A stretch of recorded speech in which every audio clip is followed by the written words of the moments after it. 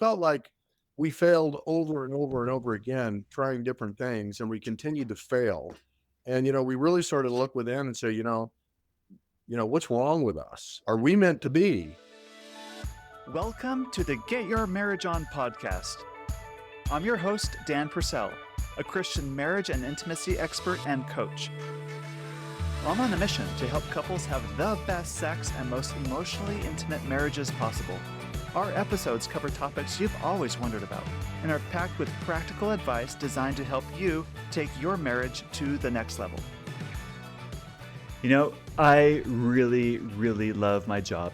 I love helping couples through Get Your Marriage On, to help them through challenges, to overcome issues in intimacy, and to walk away with feeling like they have a brand new lease on their marriage. They walk with more gratitude.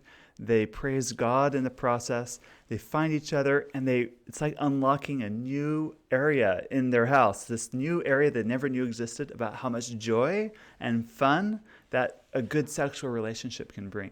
And that's who I have on my podcast today. This is good friends of mine, Jennifer and Jeff. Their names have been changed to preserve their anonymity, but their story is true.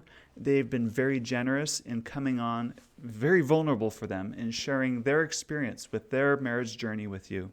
There's a lot of things they point out in this episode you're about to hear that I hope you listen for. The first is oftentimes the challenges we face in marriage are because we don't want to look at the truth of something. Something is painful, it hurts, but we don't want to give it the attention it deserves, because by recognizing it means we have to admit to something within ourselves we don't want to admit. You're going to hear a lot of that in their story. Another thing is about managing other people. And sometimes they do it through being a bully or kind of beating them down. Or sometimes they do it through, trying to take loads off of them in the act of love, but really there's a self-serving interest in that. You'll also learn about emotional connection and how even quote-unquote old people can learn new tricks, as Jeff is about to say in this episode, and how emotional connection looks. And last of all, there's a tremendous amount of freedom and peace. I'm doing a live training on April 10th on this topic, and you're invited to join me live. I'll drop the sign-up link in the show notes below. I hope this episode inspires you to look a little bit deeper within your heart and to build a stronger emotional and intimate connection with your spouse. This is a special episode, and I'm grateful you get to hear it. All right, Jennifer and Jeff, welcome to the Get Your Marriage On podcast. How are you today? We're doing Great. Doing good, Dan. Good. So good to have you. I've known you for a long time. I love your story, and you're an inspiration to me. And our listeners are in for a treat as they get to hear about you two today. But first, let's introduce you to our listeners. How did you two meet? Well, we've been together a long time. In fact, we've been married 42 years. And obviously, I was 7 and she was 17, but we made the age gap work. Well, we're 2 years apart, but we've been together a long time, and we knew each other from the time we were a small town, so our families knew each other. We were acquaintances from a very, very, very young age, but we actually came together in kind of a strange way. I was dating her best friend, and Jennifer had a surgery, and her friend, my date, and I went to visit with her. Well, my girlfriend falls asleep. Well, when she falls asleep, Jennifer and I just continue to talk for like an hour and a half. And that was just the beginning of the end. I mean, it was just sparks, and the rest is history. We took off from there. So basically, she stole me from her best friend. Nice. Fast forward a few years, and I know something about your story, but there's this point where you've kind of hit rock bottom, where things got really difficult in your relationship. Can you describe what that was like? Well, over the years, we've had, 4 boys. They're all grown now. We have 5 grandchildren. So, I mean, it's been a heck of a journey. For the first 30 years of our marriage, I worked outside of the home in sales. And so I worked, long hours, long weeks, and Becky stayed home and raised the kids.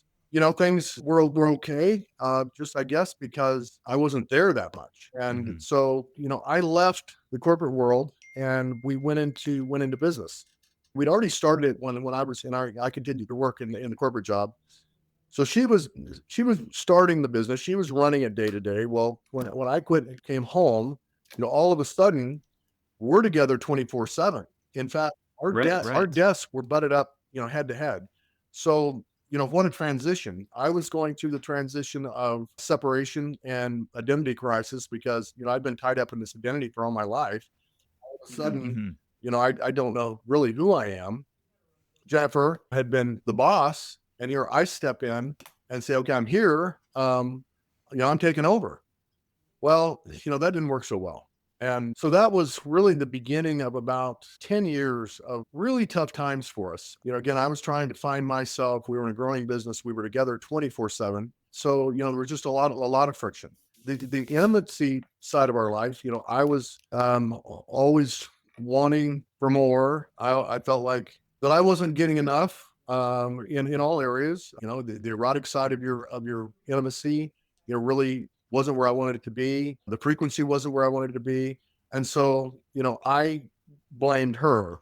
She's broken. Mm-hmm. If we could fix her, everything would be good, right? Because I'm perfect, right? We can fix her, life is going to be good. So, I pressured and pressured and pressured, and that just doesn't work. And we struggled for, like I said, probably a good part of 10 years. And it was just like it was like being on a treadmill. You just continued and you just kept getting the same result. The Right. definition of insanity. And we were living it because we would follow through the same cycle over and over and over again. And, we go days without talking. We would come back together. We clearly, love each other very much, very committed. We never let quit be part of the equation. We certainly could have many times. But anyway, we listened to podcasts. We went to counseling. We counted, I think we went to 7 different counselors over that period of time. We're Wow. never finding the answer, just never really related to what it was we were truly going through. And we never found the answer. We were never happy. It just never worked. I spent a lot of time and a lot of money with counselors that just didn't take us anywhere. I agree. The hard part for me was always being compared to be the low desired person. So I really believed that I was the problem, I was the issue, and if I kept working hard enough, I would figure it out. And then the more demanding Jeff got, the more I would pull away, and it became a chore. The intimacy became a Yeah. chore. And then with adding the business into it, it just created a lot of friction in our marriage, not only outside of the bedroom, but inside the bedroom. It was hard to separate the two. And then I agree, counseling. And you had made a statement one time in one of your podcasts or next level, I can't remember, where you would read a book and highlight it and set it next to your wife's bed and read this, read this, read this. Well, Jeff's doing the same thing to me, shoving all this stuff at me. And then I'd read it and say, well, Jeff, you need to read this because this applies to you more than me. So I think basically we were both pointing our fingers at each other, not Right. looking within to fix the problems. So it became a power struggle between the two of you. Who's going to prevail here? Who's the louder voice? Right. Who's right? Who's wrong? Right. And it's always the other person, not yourself. And it just keeps perpetuating. Right. Right. What things did you try in that didn't work? Maybe, you've touched a few things like the book and the podcast and some counselors, but is there anything specifically that you did that you walked away from and you were worse off as a result? I think some of the counseling actually took us down paths that were not helpful at all. Oh, yeah. One had suggested that we abstain for 30 days completely, no physical relationship. And I think that was bad advice. Okay. I Why was it I bad certainly advice thought for it the two of was. you? Uh-huh. Jennifer, I wonder if you're like, yes. Yes. What a great counselor you found. We need to And give I'm a like, tip. are you That's out of your great. freaking mind? I have to say it was And just like, she's fired. it was like, oh, I don't have to do that chore because it at some point became feeling like it was a duty in our marriage. Any other bad advice that you received? We got a lot of advice. Some of the advice was just keep swinging. Well, you keep swinging, and you're using the same tools over and over and over again, and so you're swinging, but you don't know what you're swinging at, and it did. Obviously, we failed, and we felt like we failed over and over and over again, trying different things, and we continued to fail. And, we really started to look within and say, what's wrong with us? Are we meant to be? Obviously we've tried everything all of these really smart people have told us to do, and nothing's working. So Yeah. our marriage is broken. Mm-hmm. Well, let me back up just a hair. We got along in every area, raising our children, the way we budget money, the way we come at business, the way we come with our church, our foundation, our faith. But the one thing that we could not agree on and come together on is our intimacy. Yeah, Mm-hmm. and it was always just he was higher desire, I was low desire. So we just have to figure out how to make it blend. And once we figured out the solution, it changed things. But that was kind of where we were at. It was just everything else was fine. But man, in that bedroom, it was just a disaster for us. That's a good point. We could have an argument or a disagreement or a fight over, something work related or kid related or whatever, but we thought so much alike in those areas that we were able to put that back together and heal that up really quickly. But then the one, thing, the one catalyst, the intimacy side of our life, that was just a hot button. I mean, it was, Mm-hmm. it would fester and, those would go on for days. And, that was really, the source of our struggle. Well, and every time we'd have an argument, I was always think, what's wrong with me? Or aren't I good enough? Aren't I enough? And it was all those head trips that you get with the lower desired, or what I thought. I wish we wouldn't label us like that, but what we thought, what's wrong with me? Why can't I have that same sex drive or want for that intimacy all the time that he does? So it's a struggle for a long time. Thank you. And then what happened next? Well, I mean, after that 10 years of struggle, which just takes us up to a couple of years ago, we wandered into, in our search, we were constantly searching for answers. In our search, we found your podcast and Get your marriage on. yeah, Yes. we, Good. I think I started first, found it and started listening and see, boy, this makes so much sense. We've never Mhm. heard it like this. And so I gave it to Jennifer and I said, just this is faith. And she was always wanting faith-based material. And I said, Right. this is faith-based, and would you listen to it? And she did, and we concurred that, wow, I think we're onto something here. And then from that point, we became junkies to the podcast. I mean, we just listened relentlessly. And it was the beginning of where we are today. And it's been an absolute miraculous conversion or turnaround in our married lives. I mean, I wish, you can look back and say, gosh, I wish we had found this, 10 years earlier. We wasted so much time. But you can't do that. You move Right. forward from where you are today. And then we went to the retreat a year ago in Utah. And, that actually kind of opened up a can of worms. But it led us to where we are today. I mean, it was actually Uh-huh. kind of a difficult time because, I found things that I thought, okay, aha, that's it. That's me. You'll understand now. And that's what's wrong. Right. That's Right. what's wrong with you. So I was using my same old tools, Uh-huh. but yet, I hope she's listening to this right now. Exactly. Oh, while Jennifer's elbowing Jeff, like I bet he better be paying attention to this. exactly. And yet, Uh-huh. when we came away from it, there was so much to build on. I mean, it was truly Mhm. part of the journey. It was an important part of the journey. And Mhm. after that, we had counseling sessions with you. We've had them with Amy, Mhm. and both of you have Mhm. just piece by piece, brick by brick, helped us just tremendously. I think one big thing about the next level weekend is we really found out how far apart we were in our communications and our interpretations. Because one of the exercises we had at night was what stage you're at. Just thinking we were at a 4 and I was at a 2. And that night I remember that night he was just devastated of the way I felt. But I think that was the catalyst that made us both realize that we had some real work to do. But that course that weekend taught us really how to communicate and get back to that basic level. Like Amy says, it's like remodeling a kitchen. You've got to tear back the old linoleum, get to the foundation and start rebuilding again. And so I think, that's what next level has done for us was we had to tear all the garbage out, which wasn't fun or easy. and then rebuild and rebuild through communication and through your course. And there's a lot of exercises that you guys talk about that are truly, truly, truly foundational in learning to communicate and listen to each other, which all intertwines with outside of the bedroom. And then your intimacy just gets so much better through those exercises. When we were at the retreat, I actually had an opportunity to counsel with Greg. I was, and I remember he told me, he said, because he'd lived it, he'd been through it. And he said, he says, if you can get to the other side, he said, you're going to be blown away by your wives. You are absolutely going to be blown away. All your dreams will come true. And I said, Greg, you have no idea what you're talking about. You don't know my wife, right? Looking back, he was spot on. He couldn't have been more true and right.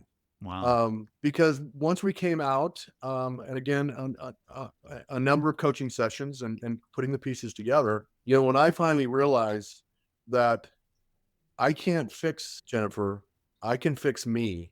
And all these years, I've been pointing the finger out instead of back. And when I started working on me and working hard on me, our life changed dramatically. And, with no expectations, just genuine work on me. And I'll tell you, I mean, it's been absolutely life-changing. Our relationship is spectacular. Everything that I had ever hoped for or dreamed of has come true, and she is anything but low desire. So it's and that's why we're here today. I mean, this isn't something, I told you earlier that we listened to hundreds of podcasts and never in our wildest dreams thought that we would be the podcast. And so, we're just here because somebody out there may hear this and resonate with our story and know that it's not hopeless by any means, that there is hope, and that, the other side is amazing. If you're willing, I want to dig a little deeper into this. Absolutely. Often what happens in marriages when there's difficulty is there's inconvenient truths that we turn away from, that we kind of ignore, because facing them means some painful realities that we don't want to accept. And because of that, it's so much easier to turn a blind eye to that and look to our spouse as the problem, or other things, or blame the church, or whatever people, or their parents, or whatever people do, rather than really look inward or look at what it is. Can you name maybe 2 or 3 of the inconvenient things that you had to finally face and accept that were probably painful once you finally did accept them? You alluded to one when you're at the retreat and Jeff is like, no, we're at a 4 and Jennifer's no at a 2. Whatever that meant to you in that moment, it was like a wake-up call that we're a lot further off than we thought we were. Yeah. That's like an example. Are there others that as you unpack this over the last year or two, that you faced? One of the big things, Dan, when I was counseling with you, we were talking about how I handled and I manage him. Yes. And you had made a comment. And you didn't like hearing that. No, because, I thought it was out of love because I cared about him and I didn't want him to go through this emotional roller coaster. And if I just took care of everything, he was going to be fine. And you told me that was being selfish. And that was probably the hardest piece of advice that anybody ever, admitting that and hearing that. And once I took away and I went and thought about it, I thought, Dan, you're right. I was being selfish because I didn't want to have to deal with the moods and I didn't have to deal with all of that. But yet, once I learned that I was not allowing him to experience deep emotion and deal with his own emotions, I was robbing him of a lot of his own intimate feelings by managing him. So once I let go and let him manage his own, if he was having a bad day, I love you. And I would come touch him and give him a second, let him know I'm there, but it was up to you to get in a better mood. I bet that was really hard for you to do. Yes, I'm a manager. I take care of everybody and everything. And I'm still working on that. But that was really hard for me hearing that because all these years, I thought it was because I love my husband so much. I wanted to take care of everything and then find out that I was actually being selfish, but I just didn't want to deal with it. Yes. Yes, Jennifer, there's that self-betrayal piece that goes in when you try to manage other people's emotions. You're giving up the higher version of yourself Mhm. temporarily, and it doesn't serve the greater good, doesn't serve the marriage No, and then you build up as a whole. animosity, and then you build Right, triggers, and you don't really know where they come from. But once you right, digest it and go back, like you said, go back to that foundation and getting rid of that dirty linoleum, it makes a lot of sense. right. What's another one? I don't know if this perfectly applies, but what I think of is, I guess they were triggers, but if I was stressed, I wanted sex. If I had a bad day, I wanted sex. If I had a good day, I wanted sex. I had all of these, and that's selfish. And I was being selfish because then I would apply pressure. When you, again, work on yourself and start to recognize those triggers and deal with them, everything changes when you give your wife the freedom to find herself, and then also take that pressure off and just give her empathy and loving support. It's a game changer. And so, but it was a very difficult and painful thing for me to look at myself and realize all those triggers, all of that pressure, how selfish that was, really. And again, and another part of this is, and I'm getting going down a rabbit hole, but when you get out of your own head and quit thinking of yourself, and have empathy for your spouse and how they're feeling and what they're going through and how it would feel to receive that. Again, you completely change the way you come to your wife and to your marriage. But that takes an enormous amount of courage, doesn't it, It Jeff? does. Because it means you may not get what you Right. want in the short Right. term. And that's scary. Yeah. And sometimes you don't, but when you come to grips with that, and that's okay, when you realize that's okay, and that's not easy, especially after 40 years of pouting and of insisting and Uh-huh. withholding affection and all of the things that we do. Mm-hmm. That's a habit. And so, yeah, that's not comfortable and it's not easy, but it's worth it. And you can teach an old dog new tricks. Great. Um, Very but it's good. not easy. But again, it's completely worth it because although sometimes it doesn't work out the way I see it, more often than not, it does. And it wasn't that way before, right? So Right. it's been an amazing change. And then you started working with Amy. Any other ahas that came work with Amy? Amy is my colleague in my Get Your Marriage On program. She's a fellow marriage and intimacy coach. And she's phenomenal. Yes, she is. I think for me, the biggest thing is the emotional connection time. I think there's 3 minute or 5 minute. We chose the 3 minute. Uh-huh. What we found out through that is we truly didn't listen to each other. That whenever Yes. one of us would be talking about an emotional experience or a conflict, the other one was already trying to fix it. So Yeah. just being quiet for 3 minutes and allowing you to express your feelings without judgment or comment or someone fixing it, has taught us how to really communicate in a deeper level. And it took a while, but now we use it sometimes when things are heated in our work relationship, to say, "Hey, I need 3 minutes," and that it's a calming thing because it just gives you a moment to think about it, to talk, and step away. And our fights are less, they're resolved faster, and our intimacy is just so much greater. And I attribute it, besides all of our work, but that 3 minute or 5 minute moment during the day just to stop, talk about your emotions, and the other person isn't interfering with what you're thinking, and you can get it all out at one time. And I've got to also add to that 3 minutes. And when I first heard it, I thought, that's the craziest thing I've ever heard. We practiced it at your class. Yeah, we did. That's Uh-huh. the craziest thing I Uh-huh. ever heard. I just don't see any value in that Mm. whatsoever. But okay, I'll do it. Right. And Mhm. boy, was I ever wrong. I don't completely get it completely, but there is real power in that. Mhm. And it works. It's not easy, especially, I don't know about the other guys out there, but I have a really hard time not saying anything for 3 minutes when my wife is, you know, dumping all of her emotions, right? Good and bad. Good and bad. Because I Uh, want to interject 20 times and fix it. See a right. problem? I got an answer for it right now. And so it Uh, really takes some training and some time to be able to sit still for 3 minutes and keep your dadgum mouth shut, right? But once you do, it's a powerful tool.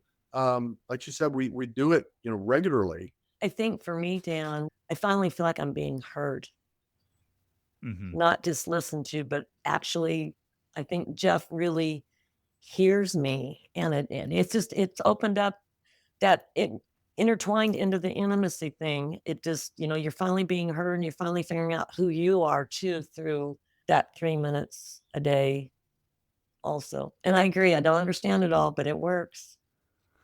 That's so good. And Jeff, this is more for you. This is from a dude talking to another Mhm. dude. A lot of us men are not socialized to be emotional unless it's about Mhm. anger, or you can be happy, or you can be horny. Mhm. Those are legitimate. But all these others, we're looked at, this is kind of Mhm. weak. But I would argue it takes even more strength to do what you just did, like to be able to settle yourself down to listen as your wife shares something emotional. And you yourself, it takes even more strength. So I think the real strong men have this ability or power to communicate at a deep emotional level with someone in a very intimate way. Would you agree? Absolutely. Absolutely. There's no doubt about it. It too, I've said it several times, but that's been a game changer as well. Just for the way that we communicate, because it really, we not only do it for the 3 minutes, but we find ourselves doing it a lot, right, throughout the day. Mm-hmm. And communication was something that we were really not good at, in any facet of our life, really, especially intimacy. We just didn't talk about it. But now, we talk about it all the time and freely, and so it's changed the way we communicate. One thing I wanted That's to great. add, because I skipped past it, and for me, it was really, really, really a big deal, and that was something that Amy, taught me, and that was, and I think it was touched on at the, retreat. The voices that we get in our head, right? Narrative. Mm-hmm. I was the worst. I mean, when things weren't going my way, the voices would start, "She needs to treat you better. I mean, you're her husband. She should do this for you. She's Mm-hmm. your only, she's your only wife, your only woman, and Yeah, your only legitimate she has outlet. Right. responsibility." And it just builds and builds and builds and builds. Well, when you recognize and put a name on those voices and you call them out, Mm-hmm. the minute they start, you call them out. You change the narrative. I mean, you say, "I'm not going here." And you change that voice to a positive voice. Now that's difficult because, the first, 100 times you do it, the voice Uh, just wants to continue to get louder. But it's a process. And truly, when you shut those voices down, again, another game changer. yeah. Did you give your voice a name? Tool. How You have to blink appropriate. it. You're good. We'll just label this a PG-13 episode. Good, good, good. And Jennifer, did you have a name for your narrative voice too? No, I didn't have, near the issues with the voices. I just got tired of Jerry clubbing me with all Mm-hmm. of it because he would club me, that's what we referred to as clubbing, but Yeah. in being the low desire, in parentheses, I would hear, Mm-hmm. "I don't go out on you, you're my only wife, you owe this to me." So then it became chore and duty sex, and so it's Mm-hmm. so hard to find being a lower desire, if I wanna label it, it's hard to find yourself when someone's constantly demanding this Yeah. out of Or they're you. entitled. Yeah, Yeah. entitlement, so it's So, hard to be free. But, through the counseling and through Get Your Marriage On and Next Level, learning yourself, it's freeing, and through learning communication, you know, intimacy is wonderful when you have a voice. mm-hmm. Yeah, you can feel really free Mhm. and And seen. Yeah. sane. Yeah. Yeah. Yeah. The Before we're done today, I just have to drill home to the guys that are listening to this, because, if I can help one of them not go through the pain and struggle that I did and that we did, once you again start focusing on yourself and give your wife the freedom to find herself in this space and quit pushing, just back off and let her find her own place in this space. It's life altering. And, we've been at the bottom. I'll tell you, it's amazing that we made it. I think anybody else would have quit. We were that bad. So to come from there to where we are today is just amazing. And, I've got to tell this story because it's just the essence of how far we've come. I mean, several months into this process, and when things were just getting better and better and better every day. So I get a text message, and it's from Jennifer, and she says, "I want sex tonight." And she says, "I have a menu." And then she went on to tell me explicitly what she wanted. And she says, "I'll see you tonight." And that. And it was on your app, though, the secure app. Way to go. Was, but it rocked my world. I said, I had to check to make sure that was coming from Jennifer. But it was, and it was, anyway, it just, that's where we are. It's awesome. Mm-hmm. That is so good. Great. Anything else you want to share before we conclude today? Well, by the grace of God, don't give up, because there's answers out there. I truly believe that, God made our bodies to share with each other, and it's finding the right counseling and the right answers to make your marriage whole. And that's what God intended for us, to share this wonderful abundance that he gave us. And so much we're raised not to talk about it, not to enjoy it as much. And it's a free gift from God. So why not do it? Mm-hmm. That's my thing. It's fun. Yeah, that's true. And it contributes to your growth. It contributes to your maturity. Both inside and out. I mean, we always had we always had a good marriage, but we wanted a great one. And I feel today, after 43 years, I've always prayed about this kind of marriage. And we always had a good one. We've always had fun together, best friends. But just that one thing would tear us apart. I think it was heavier on Jeff than it was on me. But it's nice to be on the other side. And we want to share this with people because it's so great. And, you think it's going to take forever. But really, once the ball starts rolling, it's like a snowball. The change happens really fast. Really fast. It's just like a switch. And I wanted to add to anybody listening, and I'm not paid to say this, we're volunteering.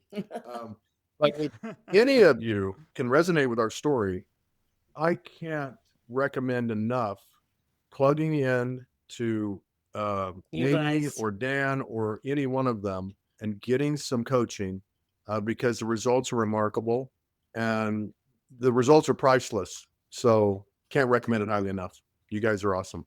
Thank you very much. Thank you. Thank you. Yeah.